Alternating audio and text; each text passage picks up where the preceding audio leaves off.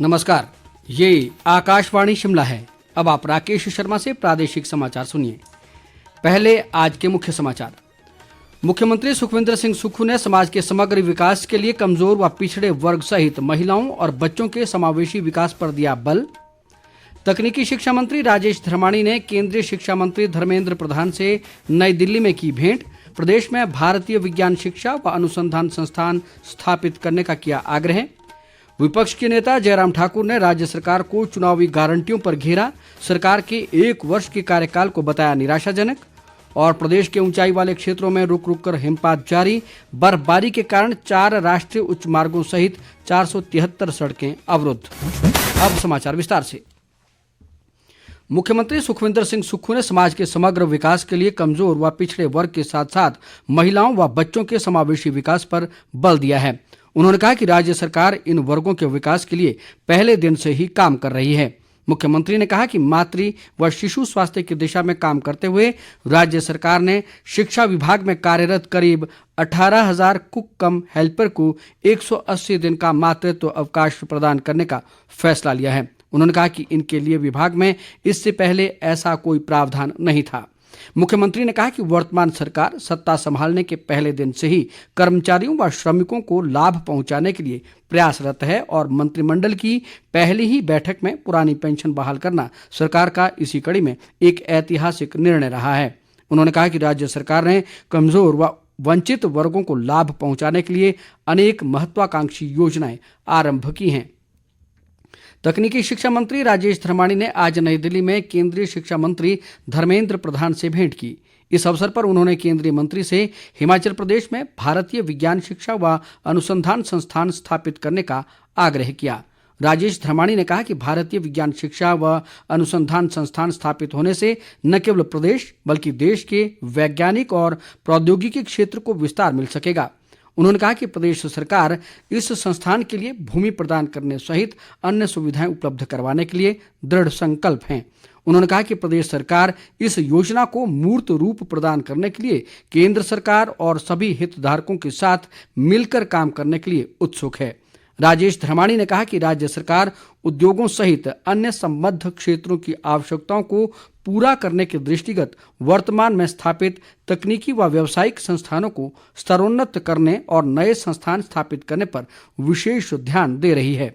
उन्होंने केंद्रीय मंत्री से प्रदेश में अंतर्राष्ट्रीय कौशल केंद्र स्थापित करने और कौशल विकास निगम शिमला में युवाओं को अंतर्राष्ट्रीय मानकों के अनुरूप सुविधाएं प्रदान करने के लिए राष्ट्रीय कौशल विकास निगम से एक टीम स्थायी रूप से तैनात करने का भी आग्रह किया। राजेश धर्माणी ने तकनीकी संस्थानों में ग्रिड से जुड़े रूफटॉप सौर ऊर्जा संयंत्र स्थापित करने में सहयोग सहित अन्य मांगे भी केंद्रीय मंत्री के समक्ष रखी। केंद्रीय मंत्री धर्मेंद्र प्रधान ने उन्हें शीघ्र ही उचित कदम उठाने का आश्वासन दिया।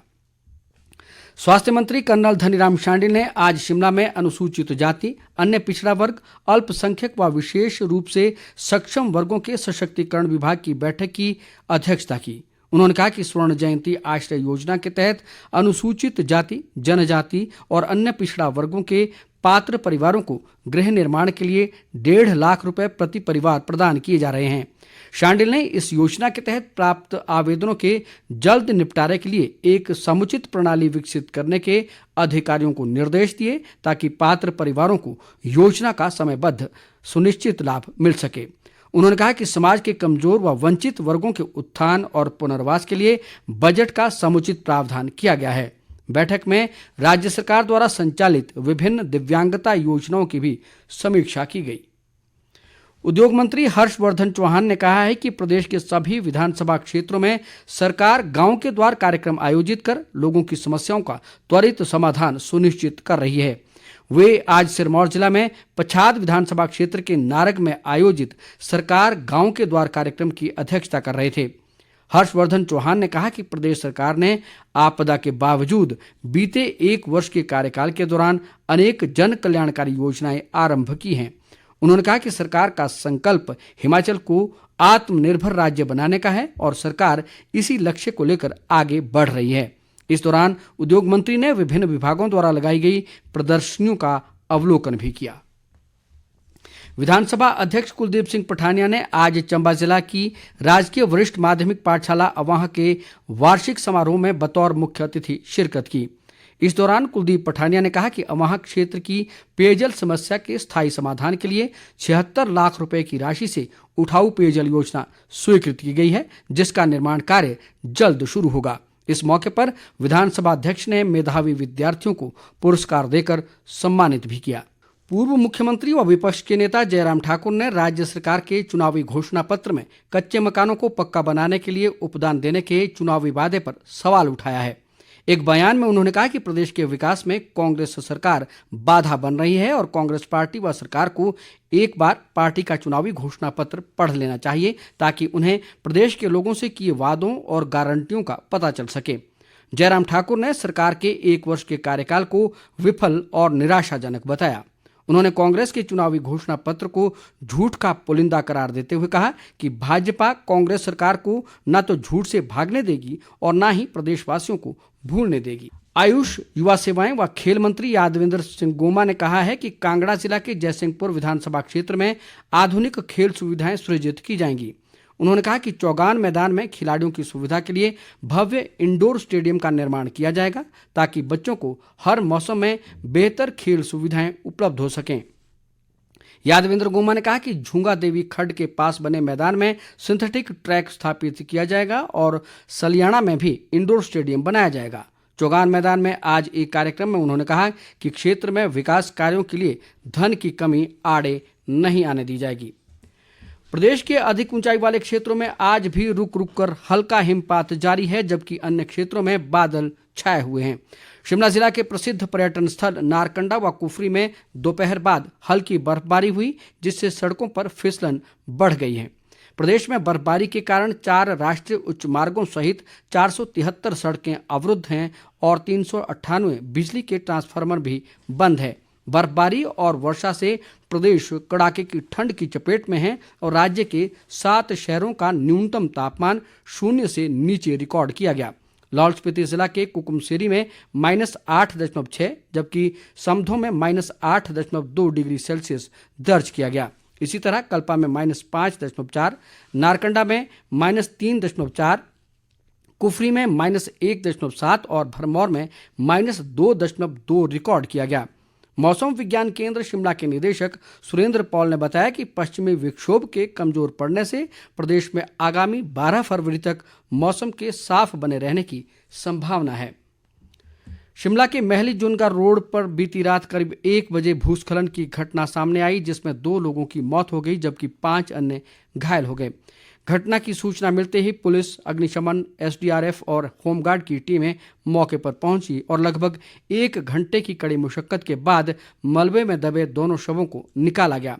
मृतकों की पहचान बिहार के प्रवासी मजदूरों के रूप में हुई है। वहीं घायलों में 4 बिहार राज्य के जबकि 1 चंबा निवासी शामिल है। उपायुक्त अनुपम कश्यप ने घटनास्थल का जायजा लिया और कहा कि जिला प्रशासन द्वारा मृतकों के परिजनों और घायलों को अंतरिम राहत प्रदान कर दी गई है। उपायुक्त ने घायलों से मुलाकात भी की और उनके साथियों की इस दुर्घटना में मृत्यु होने पर उन्हें ढांढस बंधाया। इस दौरान जिला प्रशासन की ओर से अन्य अधिकारी भी मौके पर मौजूद रहे। भाजपा विधायक व शिमला संसदीय क्षेत्र के प्रभारी सुखराम चौधरी ने कांग्रेस पर कटाक्ष करते हुए कहा कि देश में प्रधानमंत्री नरेंद्र मोदी के कारण विकास और आत्मनिर्भरता की राजनीति शुरू हुई है, जबकि कांग्रेस शासन में देश घोटाले के लिए जाना जाता था। उन्होंने कहा कि खेल से लेकर अंतरिक्ष तक केंद्र सरकार ने सफलता के सभी आयाम पूरे किए हैं और 500 साल के संघर्ष के बाद भव्य राम मंदिर में रामलला की प्राण प्रतिष्ठा देखने का भी देशवासियों को सौभाग्य मिला है। सुखराम चौधरी ने कहा कि प्रधानमंत्री का सपना देश के गरीब, युवा, किसान और महिलाओं का सशक्तिकरण करना है। भाजपा के पूर्व प्रदेश अध्यक्ष व सांसद सुरेश कश्यप ने कहा है कि केंद्र सरकार सबका साथ, सबका विकास और सबका विश्वास के मंत्र और सबका प्रयास के संपूर्ण राष्ट्र के दृष्टिकोण के साथ काम कर रही है। उन्होंने कहा कि केंद्र सरकार के अंतरिम बजट में गरीब, महिला, युवा और अन्नदाता सहित 4 प्रमुख वर्गों को ऊपर उठाने पर प्रधानमंत्री का ध्यान केंद्रित रहा। उन्होंने कहा कि गरीब कल्याण, देश का कल्याण के सिद्धांत के साथ पिछले 10 वर्षों में केंद्र सरकार ने 25 करोड़ लोगों को गरीबी से बाहर आने में मदद की। वहीं पीएम जनधन खातों के उपयोग से बैंक खातों में 34 लाख करोड़ रुपए का प्रत्यक्ष हस्तांतरण किया गया है। जनजातीय जिला लाहौल स्पीति के क्षेत्रीय अस्पताल केलंग में एम्बुलेंस सहित दर्जनों वाहन बिना चालक के लंबे समय से खड़े हैं। केलंग वार्ड के जिला परिषद सदस्य कुंगा बौथ ने बताया कि एक ओर जहां बिना चालकों के सरकार की करोड़ों की संपत्ति खराब हो रही है, वहीं क्षेत्र के मरीजों को भी एम्बुलेंस की सुविधा नहीं मिल पा रही। उन्होंने सरकार से वाहन चालकों के खाली पदों को जल्द भरने की मांग की है। अंत में मुख्य समाचार एक बार फिर।